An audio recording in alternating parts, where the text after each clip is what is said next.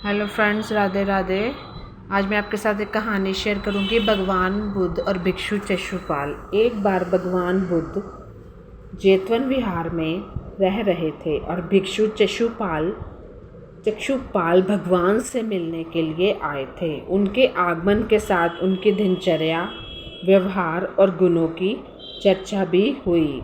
ये एक महात्मा बुद्ध की कहानी, प्रेरक कहानी है। भिक्षु चशुपाल अंधे थे। एक दिन विहार के कुछ भिक्षुकों ने कुछ मरे हुए कीड़ों को चशुपाल की कुटिया के बाहर पाया। उन्होंने चशुपाल की निंदा करनी शुरू कर दी कि उन्होंने इन जीवित प्राणियों की हत्या की है।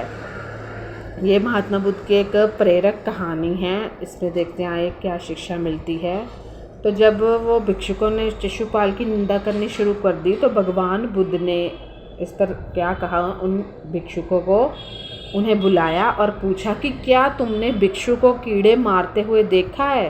तो उन्होंने उत्तर दिया कि नहीं। मतलब कि तुमने देखा है, तुम उसकी निंदा तो कर रहे हो बिना जाने पहचाने। हम सामने वाले की होता है ना, निंदा करनी शुरू कर देते हैं। ना हमें सच्चाई पता होती है, आधी अधूरी सच्चाई भी पता होती है, तो भी हम निंदा करनी शुरू कर देते हैं। इस पर भगवान बुद्ध ने उन साधकों से कहा कि जैसे तुमने उन्हें कीड़ों को मारते हुए नहीं देखा, वैसे ही चशुपाल ने भी उन्हें मारते हुए नहीं देखा।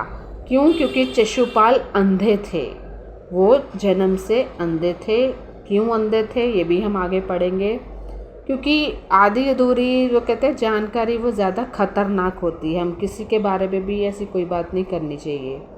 और उन्होंने कीड़ों को जानबूझकर नहीं मारा है, इसलिए उनकी भर्त्सना करना उचित नहीं है, यानी निंदा करना उचित नहीं है। उसके बाद जो भिक्षुक होते हैं, कभी कभी हमें लगता है कि हम जो बोल रहे हैं शायद हम सही हैं, लेकिन हमारे पास आधी जानकारी होती है, आधी नहीं होती, और उसी के आधार पर हम निर्णय कर लेते हैं। ऐसे नहीं होना चाहिए। पूरी छानबीन करके अगर आपने किसी की निंदा भी करनी है तो करो। भिक्षुकों ने इसके बाद पूछा कि चशुपाल अंधे क्यों हैं। तो उन्होंने इस जन्म में अथवा पिछले जन्म में क्या पाप किए हैं, ये भिक्षु पूछ रहे हैं चशुपाल के बारे में। किससे? भगवान बुद्ध से। तो भगवान बुद्ध उन्हें क्या बताते हैं कि जो चशुपाल थे, उन्हें कहा कि वो पूर्व जन्म में एक चिकित्सक थे, एक डॉक्टर थे, और एक अंधी स्त्री ने उनसे वादा किया था कि यदि वे उसकी आंखें ठीक कर देंगे। तो डॉक्टर थे तो उसने एक अंधी की आंखें ठीक करी। तो पूर्व जन्म में जब डॉक्टर, तो अंधी ने उससे वादा किया था कि अगर वो उसकी आंखें ठीक कर देंगे तो वो उनके और उसके परिवार उनके दास बन जाएगी। स्त्री की आंखें ठीक हो गई, पर उसने दासी बनने के भय से यह मानने से इनकार ही कर दिया कि उसकी आंखें ठीक हो गई हैं। क्यों? क्योंकि उसको ये डर था ना कि मुझे दासी ना रख लें, क्योंकि वो वादा तो कर रहे थे कि मेरी आंखें ठीक कर दो, मैं आपकी दासी बन जाऊंगी। लेकिन जब आंखें ठीक हुई तो वो उसने वादा तोड़ सा दिया। चिकित्सक को तो पता था कि उस स्त्री की आंखें, डॉक्टर को तो पता होता है कि उसकी आंखें ठीक हो गई, वह झूठ बोल रही है।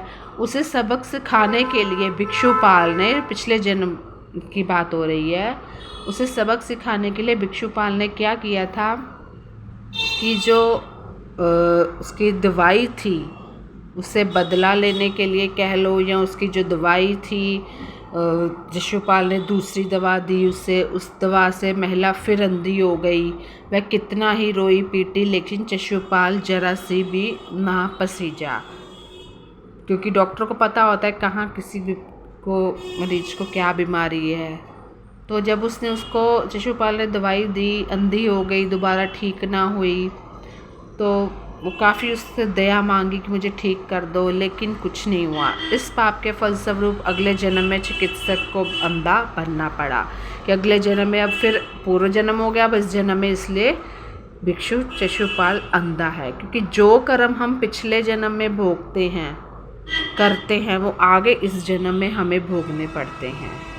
और उस जन्म में जो करेंगे वो यहाँ भोगने पड़े, यहाँ करेंगे तो अगले जन्म में भोगने पड़ेंगे। ये सिलसिला ऐसे ही चलता रहता है। इसलिए हमें कभी भी बदले की भावना अपने मन में नहीं रखनी चाहिए। जो आपके साथ बुरा करते हैं ना, उन्हें अपने आप ईश्वर देखेंगे, हम नहीं देखेंगे। धन्यवाद। Okay friends, bye.